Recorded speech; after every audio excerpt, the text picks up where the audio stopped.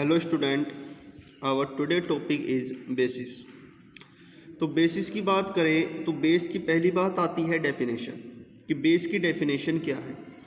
तो बेस की डेफिनेशन इस चैप्टर के शुरुआत में मैं आपको करा चुका हूँ।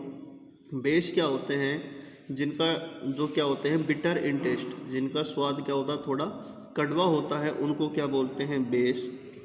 दूसरी हमने इसकी देखी थी, they turns red litmus into blue. वो रेड लिटमस पेपर को किस में कन्वर्ट कर देते हैं, ब्लू लिटमस पेपर में कन्वर्ट कर देते हैं। ये दो प्रॉपर्टीज़ थी बेस की जो हम इस चैप्टर के शुरुआत में देख चुके थे। तीसरी बात आती है आर्हेनियस कॉन्सेप्ट कि आर्हेनियस कॉन्सेप्ट के according what is the base, base क्या है। तो अकॉर्डिंग टू आर्हेनियस कॉन्सेप्ट क्या कहता था, ये हम पहले कर चुके हैं, मैं आपको जस्ट रिवाइज करा रहा हूँ। तो आर्हेनियस कॉन्सेप्ट क्या कहता था कि which release OH negative ions in the solution are known as base. यानी ऐसी स्पीसीज जिनको सॉल्यूशन के अंदर डिजोल्व किया जाए तो डिजोल्व करने के बाद वो OH नेगेटिव आयन प्रोड्यूस करें, उनको क्या बोला जाएगा बेटे, बेस। देखिए आगे क्लासिफिकेशन ऑफ बेसिस। बेस के क्या क्या क्लासिफिकेशन हो सकते हैं। तो basis can be divided into various categories depending upon the following basis. सबसे पहले मैं बेस को डिवाइड करता हूँ किसके बिहार पर, on the strength of base, कि जो बेस है उसकी स्ट्रेंथ क्या होगी। यहाँ पर स्ट्रेंथ का मतलब क्या होगा कि आपने दो अलग अलग तरह के बेस को पानी के अंदर डिजोल्व किया और डिजोल्व करने के बाद उनसे कितने OH नेगेटिव आयन प्रोड्यूस हुए, उसको बोला जाता है बेटे स्ट्रेंथ। तो देखिए पहला मैं क्लासिफिकेशन देखता हूँ on the basis of strength of basis. पहला क्लासिफिकेशन क्या है कि जो बेस होंगे उनकी स्ट्रेंथ क्या होगी। तो हम दो कैटेगरी में डिवाइड करते हैं बेटे इनको, strong base and weak base. Strong base and weak base. तो स्ट्रॉन्ग बेस बिल्कुल उसी तरीके का होगा जैसा आपका स्ट्रॉन्ग एसिड था, और वीक बेस बिल्कुल उसी सिमिलर होगा जैसा आपका वीक एसिड था। वहाँ पर आपने H पॉजिटिव के रिस्पेक्ट में देखा था, यहाँ पर आप OH नेगेटिव के रिस्पेक्ट में देखेंगे। तो देखिए स्ट्रॉन्ग बेस क्या होंगे, those base which are completely ionised in aqueous medium. वो बेस जो एक्वस मीडियम में कम्प्लीटली आयनाइज्ड हो जाते हैं and give large number of hydroxyl ion, और बहुत सारा OH नेगेटिव आयंस देते हैं in water are known as strong base. उनको क्या बोला जाता है बेटे, स्ट्रॉन्ग बेस। देखिए examples, sodium hydroxide, potassium hydroxide and lithium hydroxide. क्या कहा मैंने, स्ट्रॉन्ग बेस क्या होंगे बेटे। स्ट्रॉन्ग का मतलब है कि जिसको पानी में डाला और डालने के बाद उसने large number of OH negative ion produce किए, उसको बोला जाता है स्ट्रॉन्ग बेस। तो देखिए those base which are completely ionised in aqueous medium, जो एक्वस मीडियम में क्या हो जाएंगे, कम्प्लीटली आयनाइज्ड हो जाएंगे। नेक्स्ट देखिए वीक बेस। तो वीक बेस का नाम ही सजेस्ट कर रहा है जिसका नेचर क्या होगा, वीक। तो देखिए those bases which are not completely ionised in water या एक्वस मीडियम। वो बेस जो वाटर के अंदर या एक्वस मीडियम के अंदर कम्प्लीटली आयनाइज्ड नहीं होंगे and give few hydroxyl ion in water, और वाटर के अंदर क्या देते हैं, कुछ OH नेगेटिव आयंस देंगे, are known as weak bases. उनको क्या बोला जाता है बेटे, वीक बेस बोला जाता है। Example ammonium hydroxide, magnesium hydroxide, aluminium hydroxide and zinc hydroxide. ठीक है, नेक्स्ट आर्टिकल देखिए प्रॉपर्टीज ऑफ बेसिस। जो बेस होंगे उनकी प्रॉपर्टी क्या क्या होगी। तो देखिए पहली प्रॉपर्टी होगी bases are bitter in taste. जो बेस होगा उसका स्वाद क्या होगा, कड़वा। बेसिस गिव स्लिपरी या सोपी टच फील व्हेन टच्ड। जब हम बेस को हाथ से टच करेंगे तो वहाँ पर हमें क्या मिलेगी, सोपी टच। सोपी टच का मतलब होता है कि हमारा जो हाथ है वो क्या होगा, स्लिप होगा। उसको स्लिपरी टच भी बोलते हैं, उसको स्लिपरी फील बोलते हैं। They have corrosive nature. इनका जो नेचर होगा बेटे क्या होगा, कोरोजिव। कोरोजिव का मतलब है कि आपने किसी बीस सब्सटेंस के ऊपर, जैसे आपने किसी वुड के ऊपर या आपने किसी मेटल के ऊपर अगर बेस को रखा तो बेस उसको धीरे धीरे क्या कर देंगे, डिग्रेड करना, यानी उसको गलाना शुरू कर देंगे, उसका जो सरफेस है उसको क्या कर देंगे, खराब कर देंगे। उस नेचर को बोला जाता है कोरोजिव नेचर।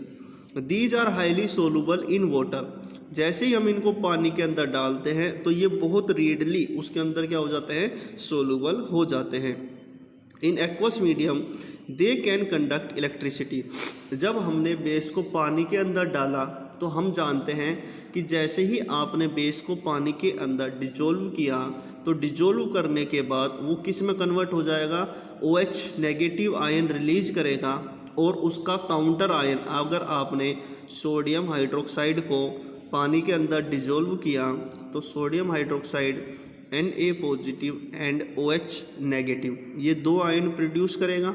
अब जो Na पॉजिटिव और OH नेगेटिव प्रोड्यूस हुए ये बेटे फ्री आयन प्रोड्यूस हुए, और अगर फ्री आयन बनते हैं पानी के अंदर तो वहाँ पर इलेक्ट्रिसिटी का कंडक्शन होता है। क्या कहा मैंने, एक बार समझेंगे। जब भी आपके वाटर के अंदर फ्री आयंस प्रेजेंट होते हैं, ज़रूरी नहीं सोडियम और हाइड्रोक्साइड हो, कुछ भी हो सकता है। जैसे आपने मैग्नीशियम हाइड्रोक्साइड को वाटर के अंदर डाला तो मैग्नीशियम हाइड्रोक्साइड कैसे डिसोशिएट होगा, Mg2 positive plus 2OH negative. अब पानी के अंदर क्या क्या है, Mg2 positive plus 2OH negative, यानी फ्री आयंस प्रेजेंट हैं। और जब भी पानी के अंदर फ्री आयंस प्रेजेंट होते हैं वहाँ पर इलेक्ट्रिसिटी का कंडक्शन होता है। They have high melting and boiling point. जो बेस होते हैं उनका मेल्टिंग पॉइंट और उनका बॉइलिंग पॉइंट क्या होता है, हाई होता है। आगे देखिए, केमिकल प्रॉपर्टीज ऑफ बेसिस। जो बेस होते हैं उनकी क्या क्या केमिकल प्रॉपर्टी होती है। फर्स्ट है एक्शन ऑन लिटमस। जब आप लिटमस पेपर पर बेस को अप्लाई करेंगे या लिटमस पेपर को लेकर बेस के सॉल्यूशन में डिप करेंगे तब क्या चेंज होगा। रिएक्शन विद मेटल, जब मेटल बेस के साथ रिएक्शन करेंगे तब क्या होगा। Reaction with non metal oxide, जब नॉन मेटल ऑक्साइड के साथ बेस की रिएक्शन होगी तब क्या होगा। अब नॉन मेटल ऑक्साइड का मतलब क्या है, carbon dioxide, sulphur dioxide, chlorine की ऑक्साइड, फ्लोरीन की ऑक्साइड। जब आप इनसे वाटर की रिएक्शन करेंगे तब क्या चेंज होगा। और रिएक्शन विद एसिड, और आपको पता है, आप बहुत बचपन से इसको पढ़ रहे हैं कि जब भी एसिड और बेस की रिएक्शन होती है उस रिएक्शन को बोला जाता है न्यूट्रलाइजेशन रिएक्शन।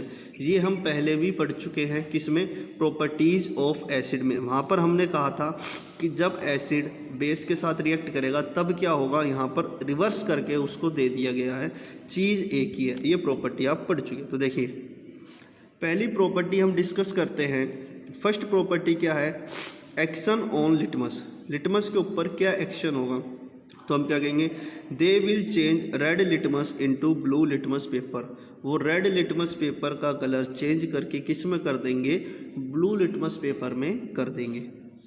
फिर है रिएक्शन विद मेटल्स। जब मेटल के साथ एसिड की रिएक्शन होगी तो हमेशा metal salt plus hydrogen gas release होगी।